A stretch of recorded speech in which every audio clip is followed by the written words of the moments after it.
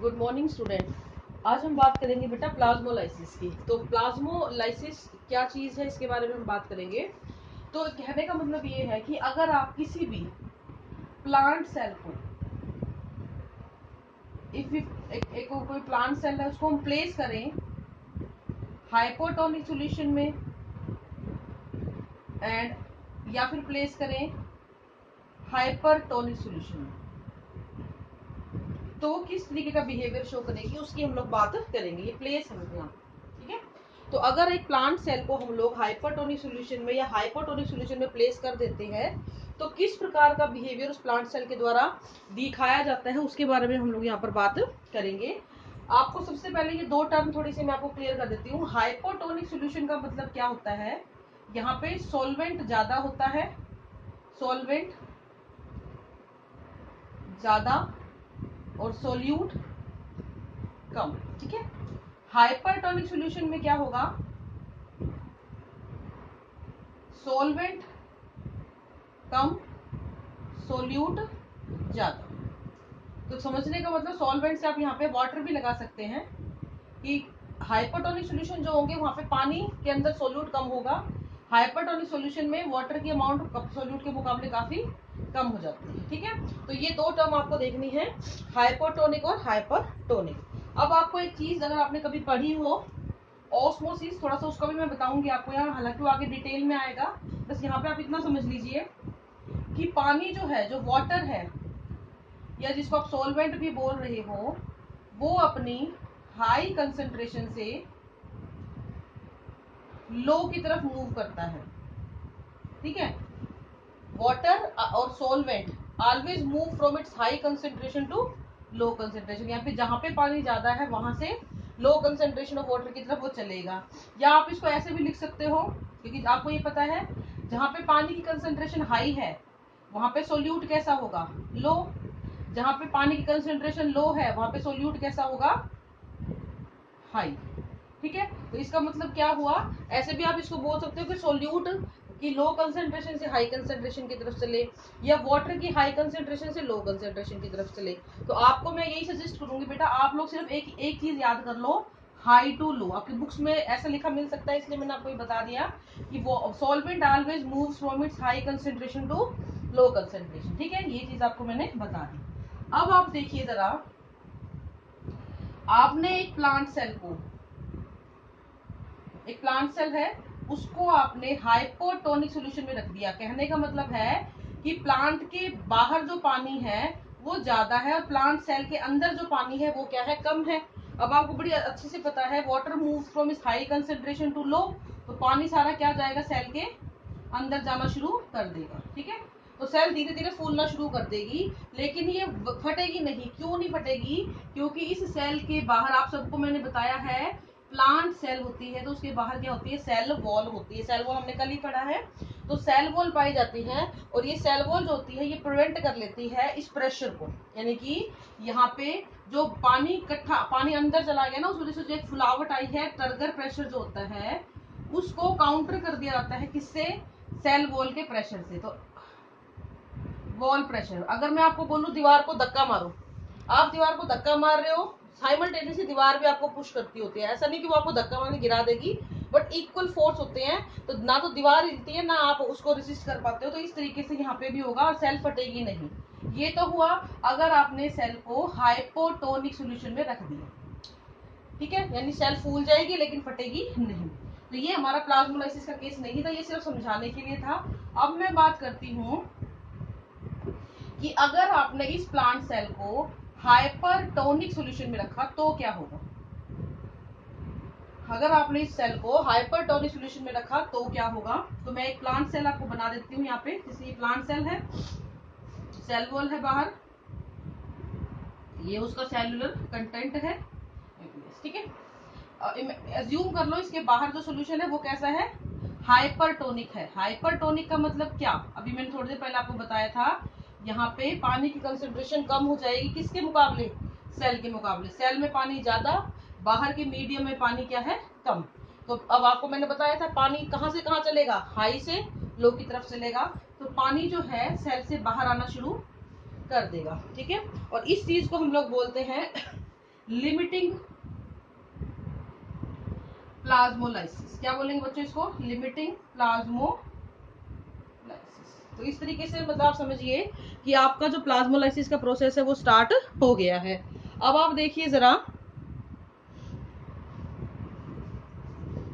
जैसे जैसे नेक्स्ट थोड़ी देर होगी रखे रखे प्लांट सेल को हम, तो आपका आप ये ऑब्जर्व करेंगे कि धीरे धीरे जो ये अंदर का मटेरियल है ये थोड़ा छोटा होता जा रहा है, ठीक है। इस तरीके से हो जाएगा, ठीक है। यानी कि जो अंदर का सेल मेम्ब्रेन और बाकी सारी चीजें हैं वो श्रिंक होने लग गई, ठीक है। इसको हम लोग बोल देंगे इंसिपिएंट प्लाज्मोलाइसिस, इंसिपिएंट प्लाज्मोलाइसिस। और कुछ देर बाद, इसके कुछ देर बाद क्या होगा, आपको एक ऐसी कंडीशन मिलेगी जिसके अंदर पूरा का पूरा मटेरियल इकट्ठा होकर साइड में लग जाएगा। इसको हम बोलेंगे बेटा एविडेंट प्लाज्मोलाइसिस। तो कहने का मतलब क्या है, देखो तीनों फिगर में आप बड़ा क्लियरली डिफरेंस देख सकते हो कि पहले प्लाज्मोलाइसिस में सारा पानी बाहर निकलना शुरू हुआ, धीरे धीरे वो अंदर का सारा मटेरियल श्रिंक होने लग गया और फाइनली वो एक जगह पे इकट्ठा हो गया। ये वाली चीज ऐसे इकट्ठी हो गई, इसको हम लोग बोलते हैं एविडेंट प्लाज्मोलाइसिस। इस पूरी सेल को अब हम बोलेंगे प्लाज्मोलाइज्ड सेल। क्या बोलेंगे बच्चों कि इस सेल के अंदर प्लाज्मोलाइसिस हो चुका है। तो इसी प्रोसेस को हम क्या बोलते हैं? प्लाज्मोलाइसिस। तो अगर आप इसको एक लाइन में डिफाइन करना चाहो तो आप ऐसे डिफाइन कर सकते हो कि अगर एक प्लांट सेल को, if a plant cell is placed in a hypertonic solution, all of its water start coming out, पानी बाहर आने लगेगा, and cell becomes shrink, cell क्या हो जाएगी? सिकुड़ जाए, ठीक है। तो इस प्रोसेस को हम लोग क्या बोलते हैं? प्लाज्मोलाइसिस। अगर इस कंडीशन में आपकी सेल लंबे टाइम तक रहती है तो वो सेल धीरे धीरे क्या हो जाएगी बच्चों? डेड हो जाएगी। आई होप कि आपको ये समझ में आया होगा। हाइपरटोनिक सॉल्यूशन में प्लांट सेल को रखा, सारा पानी बाहर आ गया, वो श्रिंकिंग ऑफ द मटेरियल अंदर होने लगी और इस तरीके से आपका प्रोसीजर हो गया। अगर आप किसी प्लाज्मोलाइज्ड सेल को, जिसका सारा का सारा जो मटेरियल है वो पूरी तरीके से श्रिंक हो गया है, तुरंत ही इमीडिएटली प्लेस कर देते हो हाइपरटोनिक सॉल्यूशन में, तो क्या होगा? तो ये आपकी प्लाज्मोलाइज्ड सेल है, इकट्ठा हो रखा है सारा। इसको मैंने तुरंत मतलब जैसे ये प्लाज्मोलाइसिस में गई, इसको हाथों हाथ मैंने क्या किया? फ्रेश वाटर में रख दिया लाइक। तो सारा आपको पता है अंदर पानी कम हो गया है क्योंकि निकल चुका सारा, बाहर से पानी अंदर जाना शुरू कर देगा और सेल वापस से फूल जाएगी। तो क्या हो जाएगा बच्चों? D plasmolysis. और अब जो सेल है उसका सारा सेलुलर कंटेंट आपको कुछ इस तरीके से देखने को मिलेगा, सारा वो वापस अपनी पोजीशन ले लेगी। तो ऐसी सेल को हम लोग क्या बोलते हैं बच्चों? डी प्लाज्मोलाइज्ड सेल भी बोल देते हैं। लेकिन इसके लिए शर्त वही है कि तुरंत ही आपको रखना है, उसको टाइम देना नहीं है। अब एक चीज ध्यान रखना, अगर सेल के बाहर पानी निकलता है, सेल से पानी बाहर निकलता है, तो उसको हम बोलते हैं एक्सोसाइटोसिस। ये आगे आपको सब कुछ करवाया जाएगा, बट स्टिल क्योंकि यहाँ पे हम कर रहे हैं तो मैं आपको बता रही हूँ। एक्सो मतलब बाहर, साइटो मतलब सेल, सेल से बाहर। और अगर सेल के अंदर पानी आ रहा है, सेल के अंदर पानी घुस रहा है, बाहर से अंदर आ रहा है, बाहर से अंदर आ रहा है, तो इसको हम बोलते हैं बच्चों एंडोसाइटोसिस। सेल के अंदर पानी चला गया। So this is the procedure of exocytosis and endocytosis, ठीक है। अब हम नेक्स्ट में बात करेंगे प्लाज्मा मेम्ब्रेन की। प्लाज्मा मेम्ब्रेन का थोड़ा इंट्रोडक्शन आगे देंगे आपको क्योंकि डिटेल में पढ़ने में बड़ा टॉपिक है, थोड़ा सा उसके बारे में हम वैसे जिक्र कर लेते हैं। ये आपका यहाँ पे हो गया। इसका एग्जांपल अगर मैं आपको बता, इसका प्लाज्मोलाइसिस का एक मैं एग्जांपल और देती हूँ आपको, जो हम यूज करते हैं। रियो प्लांट होता है, रोइयो प्लांट होता है, रोइयो बोल देते हैं, कोई रियो बोल देता है इसको। इस प्लांट की सेल को हम लोग यूज करते हैं टू डेमोस्ट्रेट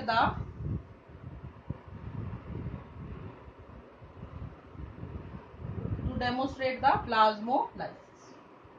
ठीक है, तो अगर आपसे कोई पूछे प्लाज्मोलाइसिस कब कब करते हैं, जब हम सेल वॉल की स्टडी करते हैं उस वक्त हम प्लाज्मोलाइसिस के प्रोसेस को स्टडी करते हैं। ठीक है, तो ये आपका प्लाज्मोलाइसिस आज हो गया है। प्लाज्मा मेम्ब्रेन, जस्ट जैसे मैंने डायग्राम बनाया है सेल का हर जगह ऐसे, ये ध्यान रखना है आपको, इसके अंदर की जो ये वाली जो होती है, ये होती है बेटा प्लाज्मा मेम्ब्रेन। ठीक है, ये सेल वॉल है बाहर वाली। तो सेल वॉल तो सिर्फ और सिर्फ किस में मिलती है, फंगस में मिल जाएगी, बैक्टीरिया में मिल जाएगी, और जो ये आपके प्लांट है इनमें मिल जाएगी। लेकिन जो प्लाज्मा मेम्ब्रेन है ये एनिमल में, प्लांट में, यानी कोई भी ऑर्गेनिज्म जो लिविंग है वो जिस बाउंड्री से घिरा हुआ है ना, वो सारी की सारी क्या कहलाएंगी बच्चों, प्लाज्मा मेम्ब्रेन कहलाती है।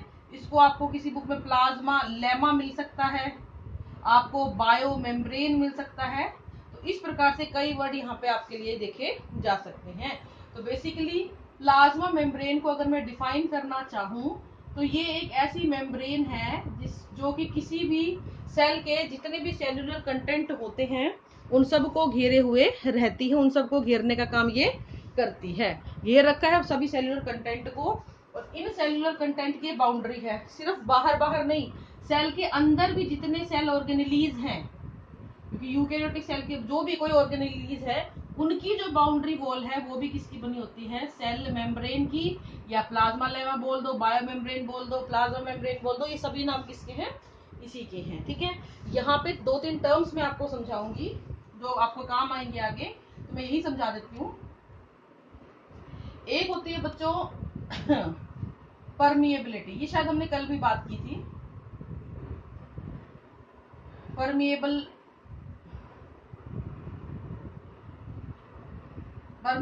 इम्परमिएबल,